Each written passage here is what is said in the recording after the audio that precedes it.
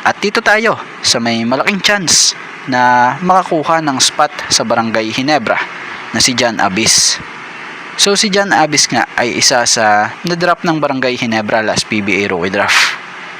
At ngayon kasalukuyang Ginebra assistant coach and perpetual head coach, Coach Olsen Racela sa Perpetual Health. So patuloy pa nga rin itong naglalaro sa NCAA kung saan head coach nito dito si Coach Olsen. Kasalukuyang kapitan ng team si Abis at gumagawa nga ng ingay ngayon sa NCAA. Kapansin-pansin ang ginagawang pag-develop dito ni Coach Olsen Racela para pagtungtong nito sa PBA handa na siya. Matatandaan namang may bakanteng spot sa lineup ng Jeans na pwede nitong punan sa naiwan nila Mav and Aljon. So bukod doon, base sa nakita nating mga naging laro nito ito'y 6'3" na magaling gumalaw at may shooting din talaga. Simpleng player pero very versatile player. Dami nga nagsasabi na all-around player ito dahil sa NCAA, nagti-triple-double nga siya.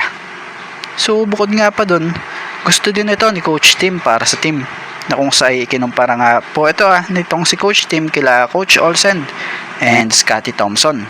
At sa tingin niya nga raw po, fit nga raw itong player na to sa Barangay Ginebra. At mapunta tayo rito kay Ange Kwame at sa Ginebra. So possible na nga kayang matuloy si Ange Kwame ngayon sa Barangay Ginebra as import? Kung matatandaan nyo, alas 49th season ng PBA, nung magka-injury sa kamay si Justin Brownlee nung finals kontra TNT.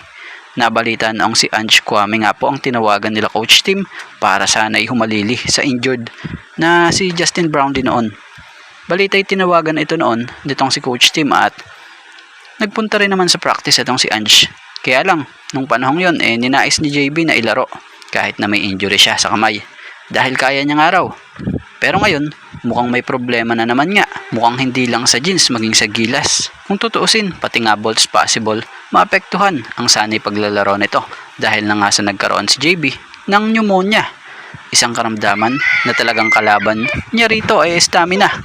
So balitay, bukod sa Meralco stint na sana nito, possible maapektuhan din ang gilas stint nito na paparating.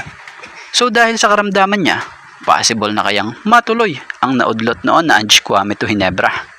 Dahil kung matatandaan nyo kaya siguro ito din ang tinawagan ni Coach Tim noon dahil familiar na nga po itong si Ange Kwame sa ilang system nitong si Coach Tim dahil naglaro na nga ito dati under Coach Tim Cone sa Asian Games na siyang kabilang nga po sa gumawa ng history.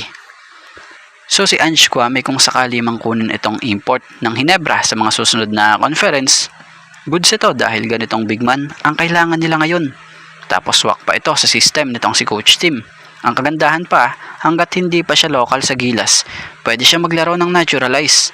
At least, familiar siya sa system nitong si Coach Tim.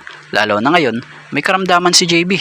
At yung boat ride, hindi pa naman malaman kung kailan ba ito mananaturalize.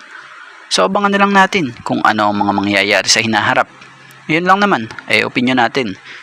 Pero kayo, ano ang opinion nyo? Sa tingin nyo ba bagay si Ange Kwame ngayong maging susunod na resident import na ng Barangay Ginebra? At dito naman tayo patungkol kay RJ Abarientos at sa tito niya na si Johnny Abarientos. So si Johnny Abarientos nga ay kilala na isang mahusay na guard nga sa PBA. Isang patunay nang siya ay hirangin MVP noong 1996. Taon din kung saan nag-Grand Slam ang Alaska na pinamumunuan na nitong si Coach Tim Cone. So bukod pa dyan, marami pa nga pong napatunayan na itong si Johnny A sa paglalaro niya sa basketball dito man sa bansa natin or paglalaro international. At ngayon nga, kasama ni Johnny A ang kanyang pamangkin sa isang team na si Johnny Abarientos. So kagandahan nga ngayon, natututukan na nitong si Johnny A, si RJ. So speaking of pagtutok mukhang itinuro na ni Coach Johnny Abarientos ang kanyang mga galawan. Yun bang matatawag mo na killer moves niya na ginagawa noon sa game. So marami na ang naiwan sa crossover na to nitong si Johnny A. At ngayon, batay sa naging video footage nga nitong si Manny Ginebra Boys, credit po kapansin-pansin, base sa nakita natin, itinuturo na nito yung mga dating moves niya na ginagawa sa paglalaro niya. So kung ganon, goods ito dahil makatutulong ito sa paglago ng kaalaman sa mga moves nitong si RJ para makatulong sa Barangay Ginebra.